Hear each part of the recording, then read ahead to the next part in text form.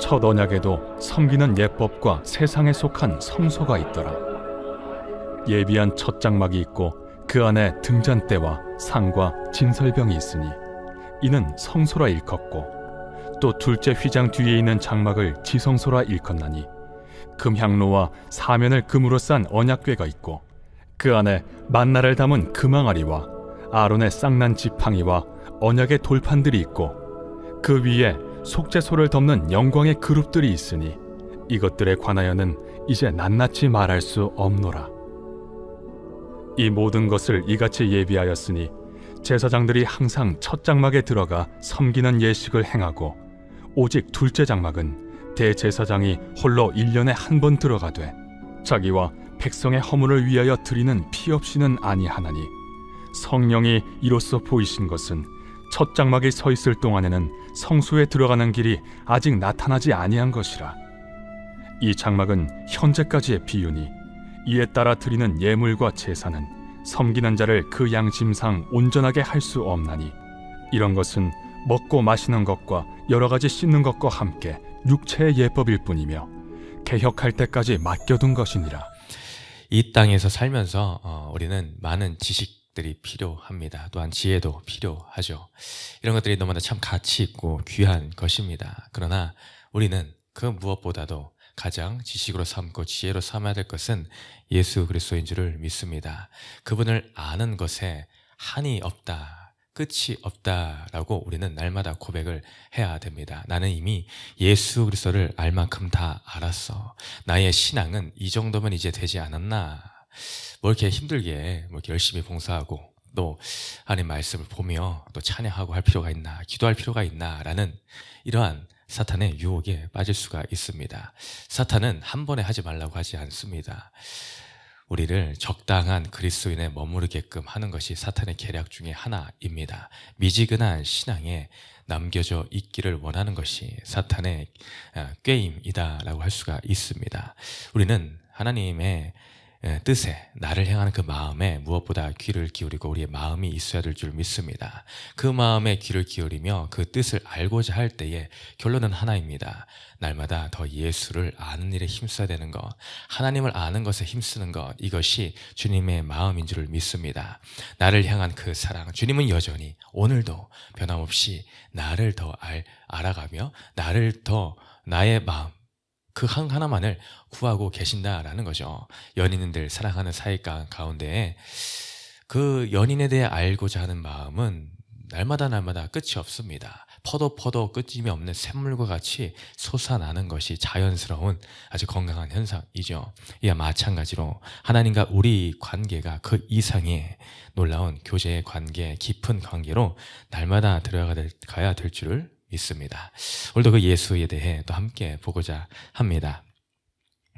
앞서 대제사장에 대해서 계속해서 아주 깊이 있게 나오는 것을 보았습니다. 이 대제사장, 큰 대제사장, 또한 참 대제사장, 온전한 대제사장으로 오신 예수 그리스도, 그분이 우리 가운데 함께 있다라는 것을 어제의 본문을 통해서 보았습니다. 너희가 홀로가 아니다. 우리에게 대제사장, 참 대제사장이 없는 것이 아니다. 우리는 예수 그리스도를 소유하고 있다라는 것을 히브리서 기자는 분명하게 흔들리고 있는 그들을 향해서 외치고 선포하는 것을 보았습니다. 오늘도 이 선포의 메시지가 우리의 귀에도 동일하게 우리 삶 가운데 울려 퍼져야 될 줄을 믿습니다. 그렇다면은 오늘 또 다시 한번 그것을 성소라는 것을 통해서 더 구체적으로 또한 나타내주고 있는 것을 보게 됩니다. 옛 성소, 그들에게 익숙한 성소는 이 구약시대에 받았던 그 성소이죠. 출애굽함과 동시에 또한 머지않아 하나님께서는 레위기 말씀들을 통하여서 우리도 큐티를 통해서 깊이 보았듯이 하나님께서는 모세에게 그 시내산에서 하나님을 섬길 성소라는 것의 모형을 하나님은 보여주십니다. 모세는 그 본 것을 본떠서 이제 이 땅 가운데에 하나님을 섬길 수 있는 그 장소, 눈에 보이는 사람의 손으로 지은 성소 성막을 건설하게 됩니다. 또한 그 안에 있는 모든 기구들까지도 만들게 되죠. 성령의 지혜를 얻은 자들을 중심으로 부살렐과 올리압이라는 이 대표적인 인물을 떠올리실 수 있을 것입니다. 이들을 통하여 하나님의 이 모든 예물과 기물들을 만들도록 하십니다. 그것을 또한 세우고 이제 그 성소를 중앙에 놓고 모든 자들이 그 앞에 나와서 이제 하나님 앞에 자신의 예배를 제사를 드리는 그 모습들을 우리는 기억하고 있습니다. 그것을 상기시키는 오늘 그 말이 오늘 첫 번째, 두 번째 단락에 걸쳐서 나오고 있습니다. 첫 언약에도 섬기는 예법과 세상에 속한 성소가 있더라 라고 하면서 오늘의 말씀이 시작합니다. 첫 언약이라는 것은 구약의 언약, 이제 율법의 그 언약을 말해주고 있는 것이죠. 그것에 예법과 세상에 속한 성소라는 말로 등장하죠. 성소가 있더라. 예비한 첫 장막이 있고 그 안에 등잔대와 상과 진설병이 있으니 이는 성소라 일컫고, 첫 장막은 이 성소를 의미하는 것이죠. 가장 첫 번째 마주하게 되는 그 성막 안에 그 성소를 말하는 것이고, 또 이어서 나온 3절을 둘째 휘장과 그 뒤에 있는 장막, 이것은 지성소를 알려주고 있는 말입니다. 이제 말이 나온 김에 우리 성소의 그 이미지를 다시 한번 그려보면 어떻습니까?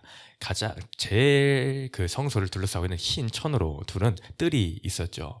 뜰을 들어가고 나면은 먼저 마주하는 게 이제 번제단입니다. 그래서 동물을 잡아서 이제 그곳에 피를 뿌리며 불살라 드리는 그곳이 바로 번제단이죠.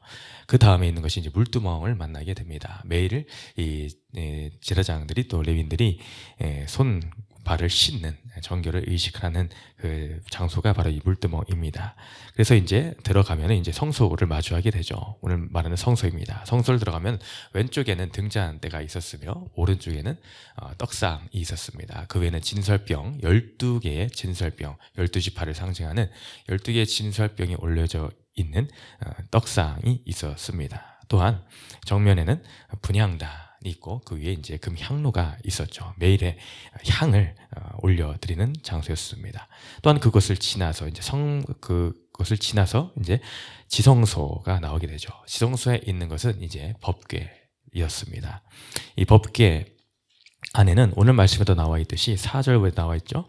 4절에 나와 있듯이 만나를 담은 금항아리와 아론의 쌍난 지팡이와 또 언약의 돌판, 십계명 돌판 이 있었습니다. 이 돌판은 두 번째 돌판이죠. 모세가 첫 번째 받은 돌판이 아니라 나중에 두 번째 받은 돌판이 들어 있었습니다. 또한 그 이 법궤 위에는 우리의 죄를 사하는 장소라 하는 의미를 가진 속죄소, 또 다른 말로 시은좌, 은혜의 보좌라는 은혜 받는 자리라는 뜻의 시은좌라는 그 장소가 있었습니다. 그 위에 이제 천사가 두 그룹이 덮고 있는 형상을 갖고 있는 것이 이 법궤였다라는 것이죠. 이곳에 하나님께서 나타나셔서 임재하여서 그 모든 기도를 들으시는 장소였습니다.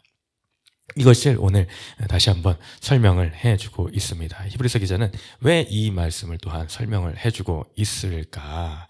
6절에 보면 이렇게 나옵니다. 이 모든 것을 이같이 예비하였으니 제사장들이 항상 첫 장막, 성소이죠. 첫 번째 방, 성소입니다. 첫 장막에 들어가 섬기는 예식을 행하고, 항상 매일같이 이제 들어가서 섬기는 일을 했습니다. 떡을 날마다 갈고, 이제 등불이 꺼지지 않게 늘 기름을 보충해주고, 향로에도 향을 드리며 기도하는 그 장소, 바로 그곳에서 매일같이 이렇게 들어가서 제사장들이 그것을 섬겼다라는 장소입니다. 근데 이제 7절에 나옵니다. 오직 둘째 장막, 바로 지성소이죠. 지성소는 일반 제사장은 감히 갈 수 없는 그 장소, 대제사장이 홀로 1년에 한 번 들어가되 자기와 백성이 험을 위하여 드리는 피 없이는 아니하나니 라고 나옵니다. 바로 이 지성소는 오직 대제사장만 1년에 한 번 홀로 들어간다 합니다. 1년에 한 번 들어갑니다. 우리 민수기를 통해서 보았던 기억이 있을 것입니다. 바로 이 날이 대속죄일이죠. 모든 백성의 죄악을 가지고 들어가는 그 장소, 1년에 한 번 반드시 꼭 대제사장이 들어가서 백성을 위한 그 제사를 드려야 되는 그 장소, 피를 뿌리며 나아가야 되는 그 장소입니다. 그곳에 나아갈 때는 이 금향로를 가지고 그 안에 들어갔다라는 것입니다. 그래서 그 향로의 그 연기가 지성소 안에 가득하여서 그때에 또한 피를 그 제단 위에 그 법궤 위에 쏟아 붓는 시은 자 위에 쏟아 붓는 것을 통해서 이제 우리의 죄를 가리시고 모든 죄를 용서하여 주옵소서라고 하나님 앞에 대속의 그런 기도를 드리는 그 장소가 그 때가 바로 이 대속죄일이었다라는 것입니다. 7월 10일에 이렇게 행하였다라는 것이죠. 근데 여기서 나오는 표현들을 통해서 우리는 또한 인간의 한계를 다시 한번 볼 수가 있게 됩니다. 바로 어떤 것인가? 먼저는 대제사장이 홀로 1년에 한 번이라는 표현이죠. 1년에 한 번. 1년에 한 번만 들어가면 되는가? 라고 생각할 수 있겠지만 이 말을 통해서 우리는 무엇을 깨닫게 됩니까? 1년에 한 번씩은 꼭 가야 되는구나. 빠짐없이. 1년에 한 번, 내년에도 가야 되고 내후년, 그 다음에도 반복적으로 계속해서 가야 된다라는 것입니다. 이것이 먼저 첫 번째 한계이다라는 것입니다. 인간의 육체 이런 입은 대제사장은 이런 한계가 있습니다. 왜입니까? 왜 이렇게 계속해서 드려야 됩니까? 영원히 한 번에 드릴 수 없는 불완전한 것이기 때문이다라는 것입니다. 그러나 이것을 이 대제사장들이 드리면서 과연 어떤 생각을 하였겠습니까? 1년에 한 번 들어가고 그 다음에도 또 들어가고 또 들어갈 때마다 이것이 온전한 제사가 되어야 될 텐데 그 하나님이 원하시는 그 우리에게 소망을 주시는 참 메시아, 참 대제사장이 오셔서 영원한 단 한 번의 속죄를 이루실 것, 바로 메시아를 대망하게끔 하는 그런 말씀이다라는 것입니다. 예수 그리스도는 그러나 이것을 단 한 번에 끝내주셨습니다. 우리의 영원한 대제사장이 되어주셔서 이런 그림자와 같은 것들을 다 뒤로 하시고 너희는 인간의 한계 때문에 매년 반복적으로 계속해서 드릴 수밖에 없지만 그 짐승의 피는 그 정도의 한계가 있지만 그러나 예수 그리스도의 그 피는 단번에 들으신 후에 그 놀라운 은혜가 그 능력이 있는 것이 예수의 피구나 그 메시아의 은혜이구나 라는 것을 깨닫게 한다라는 것이죠. 이것이 첫 번째의 한계를 드러내주고 계시며 또한 그 다음 말씀 자기와 백성의 허물을 위하여 드리는 피 없이는 드리지 않는 것이다. 여기서도 또한 한계가 드러납니다. 무엇입니까? 대제사장은 1년에 한 번 드리는 이 제사를 할 때에 그냥 단순히 백성들의 죄만을 위해 선 것이 아닙니다. 백성들의 죄 이전에 선제되어야 될 것이 있는데 먼저 자기라는 겁니다. 자기와 백성의 허물을 위하여. 대제사장들은 반드시 나아갈 때에 먼저 자기를 위한 제사를 먼저 드려야 됐습니다. 왜입니까? 그 또한 어쩔 수 없는 죄인이기 때문입니다. 인간이기 때문입니다. 인간은 다 죄가 있습니다. 어떻게 죄 있는 사람이 죄인이 죄인을 위해서 그런 일을 할 수가 있겠습니까? 원래 합당할 수가 없는 일이죠. 있을래야 있을 수 없는 일입니다. 근데 하나님의 주권적인 온전한 은혜로 그 주권으로 인해서 그 사람 대제사장을 세워주셨습니다. 한계 있는 대제사장을. 그 대제사장이 이제 하나님 앞에 나아갈 수 있는 것은 먼저 자신의 죄를 씻는 것입니다. 그 제사를 통해서. 그래서 자기의 죄를 씻고 그 다음에 이제 백성의 허물을 위하여 피를 드린다라는 것이죠. 이것이 분명한 한계입니다. 그러나 우리 예수 그리스도는 어떠십니까? 100% 인간이심과 동시에 100% 하나님 그분이십니다. 그 자체이십니다. 그분은 다른 것이 있으되 오직 흠과 티가 없으신 분이시다. 죄가 단 하나도 없으신 분이시다. 그렇기 때문에 메시아의 조건에 충족할 수 있는 유일한 분이신 것입니다. 이 두 가지가 가장 중요한 조건이죠. 메시아의 조건, 참 인간이어야 되고 참 하나님이어야 된다. 이 조건의 유일한 분, 그분은 우리 예수 그리스도밖에 없음을 이 말씀을 통해서 또한 드러내주고 계십니다. 이게 바로 인간의 한계이다 라는 것이죠. 또 다른 말로 하면 이것은 그림자, 모형의 한계다라고 표현할 수가 있습니다. 이 성서의 이 모습들 하나하나를 다시 이 저자가 그려주면서 떠올리게 하면서 결국은 보여주게 하는 건 뭔가? 우리는 한계가 있다. 이 모든 것, 지금까지 지켜온 이 구약의 율법, 옛 율법, 첫 언약에는 어찌할 수 없는 한계가 있다라는 것입니다. 그러나 구절에 이 장막은 현재까지의 비유이니, 예, 이 모든 게 비유이다라는 것입니다. 비유라는 것은 실체가 있다라는 것입니다. 실체에 대한, 본체에 대한 비유가 이 장막들, 이 모든 것들이다. 근데 이제 현재까지라고 합니다. 현재는 그럼 언제입니까? 예수 그리스도가 오신 때입니다. 이 예수 그리스도의 때, 이때까지의 비유이다, 모든 것. 바로 이 구약의 말씀들이 다 무엇입니까? 결국 좁게는 이 성소만을 말할 수 있지만 넓게 구약의 첫 언약, 모든 율법, 이 모든 것은 다 예수 그리스도의 그림자였다라는 것입니다. 한마디로 우리가 잘 아는 말씀 이 표현 있지 않습니까? 구약은 오시리라 한 그 예수 그리스도를 나타내고 있다. 모든 것들은 결국에는 예수 그리스도께 향해 있습니다.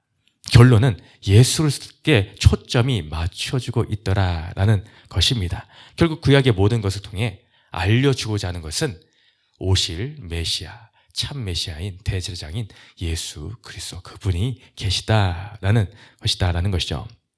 그래서 말합니다. 9절을 다시 한번 보면, 이 장막은 현재까지의 비유니 이에 따라 드리는 예물과 제사는 섬기는 자를 그 양심상 온전하게 할 수 없나니. 네, 뭐라 합니까? 온전하게 할 수 없나니. 그렇습니다. 온전하게 할 수 없다. 반대로 말하면 오직 예수 그리스도만이 그래서 온전케 하실 유일한 분이심을 알려주고 계신다라는 것입니다. 우리는 이 예수 그리스도를 소유한 이제 인생이 되었습니다. 우리의 삶 가운데에 현재에 함께 거하는 참 소망이 되어 주셨습니다.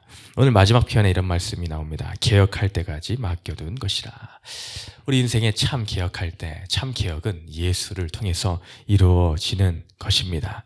우리 인생을 살면서 예수 그리스도가 없는데 괜찮다라는, 그냥 살만한데, 괜찮은 것 같은데, 아무 지장 없는데 라는 생각이 들지는 않으십니까? 별 상관이 없는 것 같은데 라는 느낌이 드십니까? 그러면은 심각한 문제가 있는 것입니다. 우리의 영적인 비상 경고등 사이렌이 울리고 있다라는 신호입니다. 혹여 그런 느낌이나 그런 생각이 드신다라고 하면 내가 지금 영적으로 많이 다운이 되어 있구나라는 것을 분명히 깨달으셔야 됩니다. 예수님이 없이 괜찮다는 우리 믿는 자들에게는 있을 수가 없는 것입니다. 절대로 괜찮지 않아야 됩니다. 당연히 마음 가운데 예수를 내가 찾은 지가 오래 되었으면 불안이 올라와야 됩니다. 평안이 없어져야 됩니다. 그런데도 평안하다라고 하면 심각한 문제입니다. 우리의 삶이 어떻습니까? 어제까지의 삶이 어떠했습니까? 내가 예수를 찾지 않은 것 같은데 괜찮았습니까? 그러면 빨리 주님 앞에 나와 무릎을 꿇어야 됩니다. 경계를 삼아야 됩니다. 빨간불이 들어왔음을 깨달아야 됩니다. 오늘 말씀을 이 CCC 한국 대학생 선교회 CCC의 창제자이신 김준고 목사님의 백문백답이라는 유명한 이 말씀의 일부만을 나누고 마치려고 합니다. 백문백답, 100가지의 질문과 100가지의 답이라는 표현이죠. 그러나 그 결론은 백문일답입니다. 그 일부를 좀 말씀드리면은 이렇게 질문합니다. 이 땅의 모든 민족이 돌아가야 할 곳은 어디입니까? 바로 예수 그리스도. 이 땅의 모든 교회가 무릎 꿇어야 할 분은 누구입니까? 예수 그리스도. 내가 알기 원하는 분은 누구입니까? 예수 그리스도. 내가 더 알기 원하는 분은 누구입니까? 예수 그리스도. 절대 잊지 말아야 할 이름은 무엇입니까? 예수 그리스도. 나의 죽고 사는 이유가 되시는 분은 누구입니까? 예수 그리스도. 할렐루야 내가 노래하는 이유는 무엇입니까? 예수 그리스도. 나의 마지막 호흡을 들을 분은 누구입니까? 예수 그리스도. 모든 대답의 결과는 예수 그리스도입니다. 나중에 백문백답이라는 걸 한번 검색해 보십시오. 100가지 질문들이 쭉 나열돼 나옵니다. 그러나 동일한 결론은 예수 그리스도라는 것입니다. 여러분, 우리의 인생 가운데 이렇게 질문해 올 때 우리는 당당하게 자신 있게 예수 그리스도가 대답이 되고 계십니까? 우리도 당당한 믿음으로 주님만을 붙들며 나의 주인은 예수 그리스도입니다. 누가 뭐라고 한들, 무엇을 물어보다 한들 예수 그리스도입니다. 라는 결론에 우리의 신앙인, 우리 공동체가 되시기를 주님의 이름으로 축원드립니다. 두 번째 질문 읽고 마치겠습니다. 나는 예수 없이 너무나 열심히 살고 있지는 않습니까? 나를 위해 피 흘리신 예수를 만남으로 성소로 가는 진정한 길을 찾았습니까?